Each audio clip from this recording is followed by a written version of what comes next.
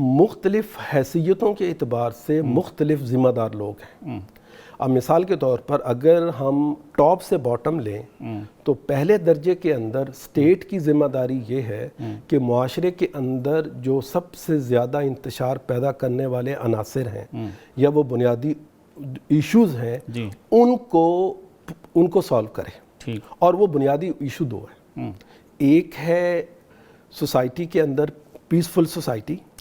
اور دوسری prosperous society. صحیح، یہ دو چیزیں اسٹیٹ کی ذمہ داری ہے۔ ڈاکٹر طیب صاحب یہ فرمائیے کہ قرآن اور حدیث تو بے شمار چیزیں ایسی ہیں کہ جن کو بندہ دیکھتا ہے نا تو پھر یہ ان کے معاملات دیکھتا ہے تو ہم جیسا سادہ بندہ جو ہے وہ تو تڑپ کے رہ جاتا ہے اور پریشان ہو جاتا ہے۔ یہ آیت جو ہے کتنی مشہور ہے، وہ عام بچے کی زبان پہ ہے، وَاعْتَصِمُوا بِحَبْلِ اللَّهِ جَمِيعًا وَلَا تَفَرَّقُوا، اللہ کی رسی کو مضبوطی سے پکڑ لو اور تفرقے میں نہ پڑنا۔ تو کیا فرماتے ہیں جب ان کے یہ معاملات ہیں اور نئی نسل کو تو یہ انہوں نے بالکل گمراہ کر کے رکھ دیا کہ جی یہ کافر ہے، یہ کافر ہے، ان کی نہ تو اتنی تحقیق ہے نہ ان کا اتنا علم ہے، وہ تو کسی نہ کسی چیز پہ لگیں گے۔ تو کیا یہ جو ولا تفرقوا ہے یہ ان نام نہاد علماء کا جو اپنا عمل ہے وہ قرآن کے خلاف نہیں ہے؟ اس سے تفرقہ نہیں پیدا ہو رہا ہم میں؟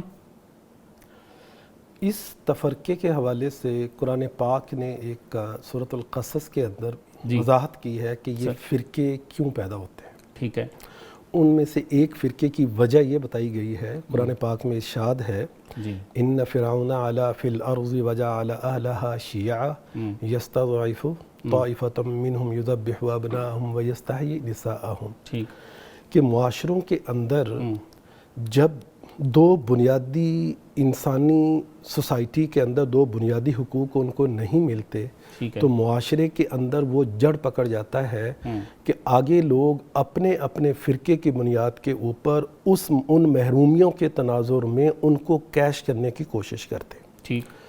اور ان دو چیزوں کو سورۃ القریش کے اندر بیان کیا گیا کہ فَلْيَعْبُدُوا رَبَّ هَذَا الْبَيْتِ الَّذِي أَطْعَمَهُم مِّن جُوعٍ وَآمَنَهُم مِّن خَوْفٍ، کہ جب معاشرے کے اندر فیئر ہو، خوف ہو، اور معاشرے کی جو بنیادی ضروریات ہیں ان کی بنیادی ضروریات جب پوری نہیں ہوتی تو معاشرے کے اندر ایک ایسا فیول پیدا ہو جاتا ہے کہ جس کی بنیاد کے اوپر سراؤنڈنگ میں وہ افراد یا وہ گروپس جو معاشرے کے اندر انتشار پیدا کرنا چاہتے ہیں ان کو فیول مل جاتا ہے۔ اب جب یہ فیول ملتا ہے تو اس کے نتیجے میں یہ مختلف چیزیں، مختلف گروپس مختلف انداز کے اندر پنپنا شروع ہو جاتے ہیں۔ تو اس حوالے سے اس کا حل کیا ہے، اس کو کیسے، اس کے ساتھ نمٹا کیسا جائے، تو اس میں پہلی بات جو آپ فرما رہے ہیں کہ وَاعْتَصِمُوا بِحَبْلِ اللَّهِ جَمِيعًا وَلَا تَفَرَّقُوا، تو اس میں اگر ہم تاریخی طور پر، پولیٹیکلی اور اسی طرح سیاسی شرعی حوالے سے اس کا تجزیہ کریں تو ہمیں سب سے پہلے اس بات کی طرف لوگوں کو لانا ہوگا، اپنی قوم کے اندر ایک بنیادی نظریے کے اوپر شعور ڈیولپ کرنا ہوگا۔ صحیح، اور ہم اس بنیادی نظریے کو عقیدہ توحید کہتے ہیں، یونٹی کا جو یہ بنیادی کس کی ذمہ داری آپ سمجھتے ہیں؟ محراب و منبر کی سمجھتے ہیں، اسٹیٹ کی سمجھتے ہیں؟ کیسے ارشاد فرمائیں گے؟ یہ مختلف حیثیتوں کے اعتبار سے مختلف ذمہ دار لوگ ہیں۔ اب مثال کے طور پر اگر ہم ٹاپ سے باٹم لیں تو پہلے درجے کے اندر اسٹیٹ کی ذمہ داری یہ ہے کہ معاشرے کے اندر جو سب سے زیادہ انتشار پیدا کرنے والے عناصر ہیں یا وہ بنیادی ایشوز ہیں ان کو سالو کرے، اور وہ بنیادی ایشو دو ہیں۔ ایک ہے سوسائٹی کے اندر پیسفل سوسائٹی، اور دوسری پراسپرس سوسائٹی۔ یہ دو چیزیں اسٹیٹ کی ذمہ داری ہے۔ اس سے نچلے درجے کے اندر جب ہم آتے ہیں تو اب یہاں پر ہم اپنی ذمہ داریوں کو نیچے شفٹ کرتے جاتے ہیں۔ اب یہاں پہ اگلا جو کام آئے گا ذمہ داری وہ ایجوکیشنل سسٹم کی آئے گی کہ آپ کا جو ایجوکیشن سسٹم ہے، آپ کا جو کریکولم ہے، اس کے اندر ہمارے بچوں کو، ہماری عوام کو اس کے ذریعے سے شعور دیا جائے کہ انسان کی قدر کیا ہے، انسانی سوسائٹی جب اکٹھی رہتی ہے تو اس کی اخلاقی قدریں کیا ہوتی ہیں، اگر کہیں کسی کا کوئی اختلاف ہے، مذہبی حوالے سے ہے، سیاسی حوالے سے ہے۔ سر وہ جو مین فیسٹر بنا ہوا ہے پریزنٹلی آپ کی سوسائٹی میں، اس کو نہیں پوچھنا چاہیے بالکل. بچوں کو تو میں نے بھی ایک زمانہ ظاہر ہے میں نے 27 سال پڑھایا ہے, تو ہم اپنے طور پہ کوشش کرتے رہے ہیں, آج بھی کر رہے ہیں, یہ پروگرام بھی اسی کی ایک ظاہر کڑی ہے. جو ایک ناسور ہم نے پال کے اتنا بڑا کر لیا ہے,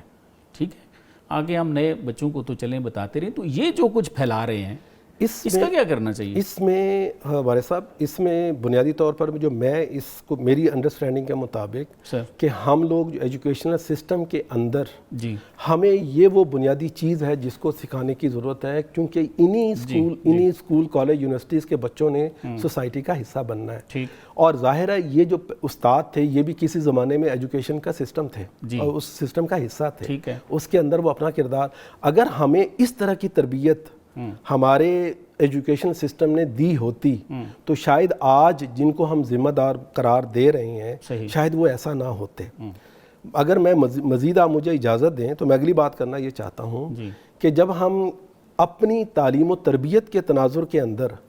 ہم بات کرتے ہیں تو اگر ہم مدرسہ ایجوکیشن کی بات کریں تو اس مدرسہ ایجوکیشن کے اندر بھی اسٹیٹ کے اندر رہتے ہوئے ہم نے مختلف اسکول آف تھاٹ رکھے ہیں. اب وہ مدرسہ میں پڑھنے والا جو بچہ ہوگا وہ کس ذہنیت کے ساتھ آئے گا اس کو ہم بڑی اچھی طرح سمجھ سکتے ہیں کہ وہ اگر ایک خاص اسکول آف تھاٹ سے تعلق رکھتا ہے اس کی جو تربیت ہوئی ہے وہ اسی تناظر میں آگے چلے گا. ہر اسکول آف تھاٹ کے اس حوالے. اسی طرح اگر ہم اپنے عصری تعلیمی اداروں کے حوالے سے اپنے اسکول کالج یونیورسٹیز کے حوالے سے دیکھیں گے تو ہمارے ہاں 18 قسم کے ایجوکیشنل سسٹم ہیں. ہم نے اس کے اندر اب وہ بچہ جب اس طرح مختلف سکولز آف تھاٹ کے ذریعے سے آ رہا ہے, اب یہاں نیچے سے لے کر ٹاپ تک جتنے بھی گورنمنٹ اسکول سے لے کر پرائیویٹ یونیورسٹیز تک یا گورنمنٹ یونیورسٹیز تک, اب اس لیول کے اندر جو بچے مختلف سکولز آف تھاٹ سے اپنی اسٹڈی کریں گے تو وہ پہلے سے ہی ایک دوسرے کے اندر ان کا کمپرومائز ختم ہو چکا ہے. اب یہاں پہ ان کو اکٹھے کرنا یہ ذمہ داری اصل میں ہماری ایجوکیشنل سسٹم کی ہے کہ آپ پہلے درجے کے اندر ان کو سسٹم تو ایک دیں, جو آگے جس اسپیشلائزیشن میں آگے بڑھنا چاہتا ہے اس کو آپ موقع دیں, لیکن بیسک ایلیمنٹس کو جو ایجوکیشن کا جو بنیادی مواقع ہیں وہ سب کو تو ایکول دیں. اب خبر آپ کی دسترس میں ہر وقت بر وقت. ابھی سنو نیوز کے یوٹیوب چینل کو سبسکرائب کیجئے, بیل آئیکن پر کلک کیجئے اور باخبر رہیے ملکی اور بین الاقوامی حالات سے یقین کے ساتھ.